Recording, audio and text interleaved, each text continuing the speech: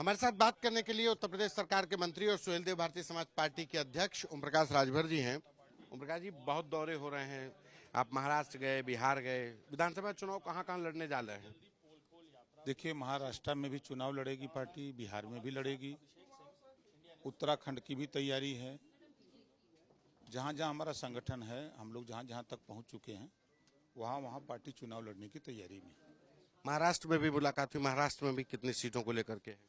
देखिए, महाराष्ट्र का जो इंडस्ट्रियल एरिया है, खासतौर से बम्बई का इलाका जो है, शहरी इलाका, 22 सीटें हैं जहाँ 48% उत्तर भारतीय है।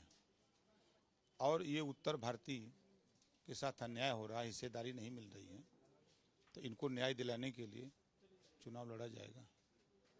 उत्तर प्रदेश में 69,000 शिक्षक भर्ती में आरोप लग रहा है कि बड़ा ओबीसी वर्ग और SC ST के साथ बड़ा सीटों का घपला हुआ, उनकी सीटें, उनकी हकमारी हुई। आपको क्या लगता है?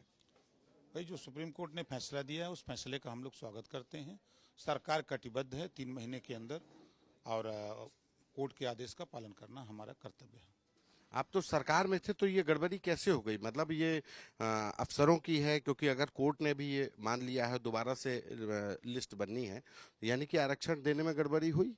कहीं ना कहीं कुछ गड़बड़ी अधिकारियों से हुई थी, इसे नकारा नहीं जा सकता। इसमें कहा जा रहा है कि तमाम लोग नौकरी से बाहर किए जाएंगे, तो जो लोग नौकरी से बाहर होंगे उनके लिए क्या, वो भले किसी भी वर्ग के हो, रिजर्व कैटेगरी के हो या अनरिजर्व के हो?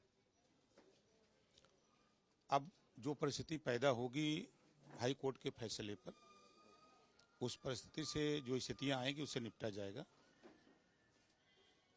आप अगर कश्मीर की बात करें तो वहाँ कांग्रेस और नेशनल कॉन्फ्रेंस का अलायंस है, कैसे देख रहे हैं, क्या होगा?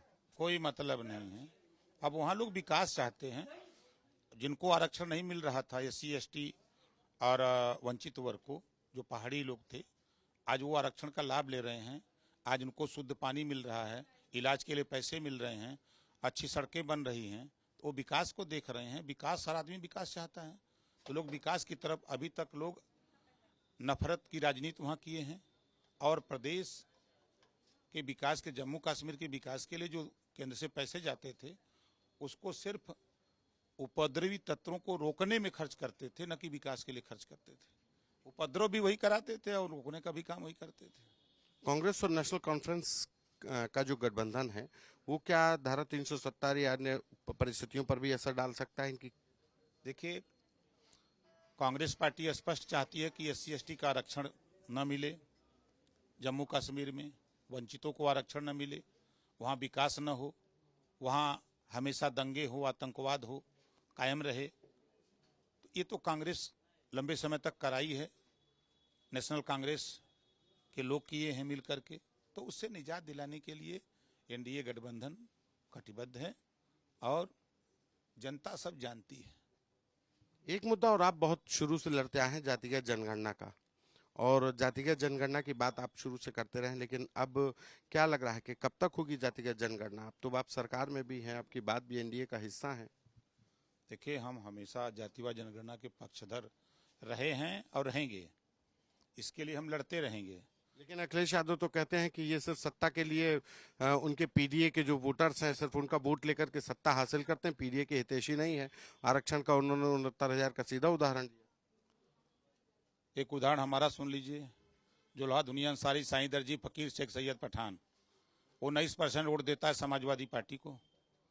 उसका हिस्सा पुलिस की भर्ती में, लेखपाल की भर्ती में, ग्राम सेवक की भर्ती में, SDM की भर्ती में, कानूनगो लेखपाल की भर्ती में, या सरकारी नौकरियों की भर्ती में कितना हिस्सा दिया है? उनका हिस्सा किसने लूटा? समाजवादियों ने लूटा।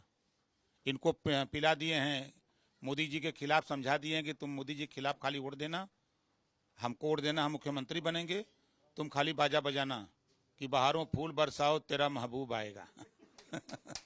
अयोध्या में और अयोध्या और मैनपुरी में सब जगह बुलडोजर बहुत चल रहा है, खास करके जो समाजवादी पार्टी के नेताओं के ऊपर। जो गलत करेगा उसके ऊपर बुलडोजर चलेगा, चाहे वो समाजवादी पार्टी हो, चाहे भारतीय जनता पार्टी हो, चाहे भारतीय समाज पार्टी हो, चाहे कांग्रेस हो, कोई हो। अगर गलत करेगा, जांच में दोषी पाया जाएगा तो उसके खिलाफ कार्रवाई होगी। एक आखिरी सवाल कि बहुत सारी चर्चाएं हो रही थी कि आपके दोस्त हैं दोनों ही डिप्टी CM, तो उनका कि सरकार में कुछ बातचीत नहीं हो रही, मुख्यमंत्री से पट नहीं रही है, क्या आपकी बात हो रही थी? तो क्या है असलियत, क्या है कि ये सिर्फ अफवाहें हैं? देखिए, मैं पहले भी कह रहा था कि आप लोग पहले भी कहते थे कि अब सरकार गिर जाएगी, अब चले जाएंगे, तब चले जाएंगे। पिछला कार्यकाल पूरा हुआ, फिर इधर 2.5 साल पूरा हुआ, फिर शुरू किए हैं। हम कहते हैं ऑल इज वेल, कहा था ना, आ गया सामने फिगर ना, ऑल इज वेल, कहीं कोई दिक्कत नहीं। ये ओम प्रकाश राजभर हैं जो दावा कर रहे हैं कि सब ऑल इज वेल है। कैमरा पर्सन नीरज के साथ संतोष कुमार, आज तक।